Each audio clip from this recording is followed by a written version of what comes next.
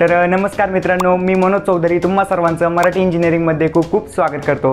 तर आजच्या व्हिडिओमध्ये आपण काय बघणार आहोत तर while loop in C language. आता व्हाईल लूपला पण काय म्हणतात तर एंट्री कंट्रोल लूप म्हणतात। आता एंट्री कंट्रोल लूप म्हणजे काय तर व्हाईल लूपची पण जी कंडिशन असते ती स्टार्टिंगला चेक होते। जर ही कंडिशन ट्रू असेल तरच या ब्लॉकचं एक्झिक्युशन होतं, अदरवाइज या ब्लॉकचं एक्झिक्युशन होत नाही, बरोबर। आणि जसं फॉर लूपला 3 सेक्शन होते तसं व्हाईल लूपला फक्त एकच सेक्शन असतं, ते म्हणजे कंडिशन। व्हाईल लूपला इथे इनिशियलायझेशन आणि इन्क्रीमेंट डिक्रीमेंट हे सेक्शन नसतं, फक्त कंडिशनच असते, बरोबर। आणि जर ही कंडिशन ट्रू असेल तरच हा जो ब्लॉक ऑफ कोड असतो तो एक्झिक्यूट होतो, अदरवाइज होत नाही, बरोबर। आणि व्हाईल लूपला आपण केव्हा यूज करतो तर जर आपल्याला नंबर ऑफ इटरेशन माहिती नसतील तरच आपण व्हाईल लूपला यूज करतो। म्हणजे सपोज जर आपल्याला एखादा प्रोग्राम लिहायचा असेल आणि त्या प्रोग्राम मध्ये आपल्याला म्हणजे जो ब्लॉक ऑफ कोड आहे तो किती वेळेस परफॉर्म करायचा आहे, म्हणजे किती वेळेस त्याला एक्झिक्यूट करायचं आहे ते जर आपल्याला माहिती नसेल त्या केस मध्ये आपण व्हाईल लूपचा यूज करतो, बरोबर। आता या व्हाईलचा अर्थ काय, जोपर्यंत म्हणजे काय तर जोपर्यंत ही कंडिशन ट्रू आहे तोपर्यंत याला एक्झिक्यूट करत राहायचं, बरोबर। मध्ये इटरेशनचा काउंट किती येऊ शकतो, म्हणजे तो 10 असू शकतो, 20 असू शकतो, किती पण असू शकतो, पण जोपर्यंत ही कंडिशन ट्रू असेल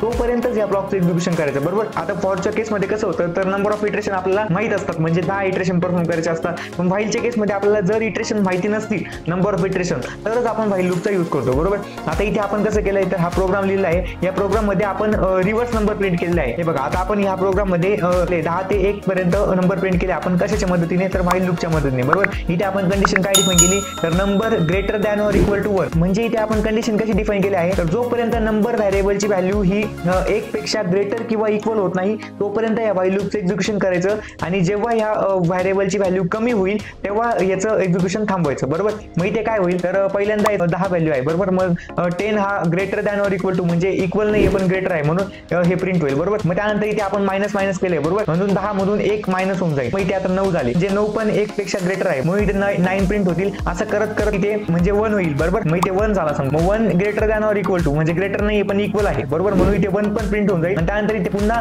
1 मायनस 1, बरोबर, मग किती झाले 0। आता इथे काय झालं 0 greater than or equal to 1, मग इथे 0 हा ग्रेटर पण नाहीये आणि इक्वल पण नाही, बरोबर। 1 प्रिंट झाल्यानंतर आपलं जे व्हाईल लूप आहे ही कंडिशन फॉल्स असल्यामुळे आपल्या व्हाईल लूपचं एक्झिक्युशन स्टॉप होईल आणि आपल्या आउटपुट मध्ये फक्त 10 ते 1 पर्यंत रिव्हर्स नंबर प्रिंट होतील, बरोबर। असं आपला आउटपुट आलेला आहे। तर अशाच व्हिडिओ बघण्यासाठी लाईक आणि सबस्क्राईब करा, आणि प्रोग्रामिंग लँग्वेज डिटेलमध्ये शिकायची असल्यास मराठी इंजिनिअरिंग YouTube चॅनलला व्हिजिट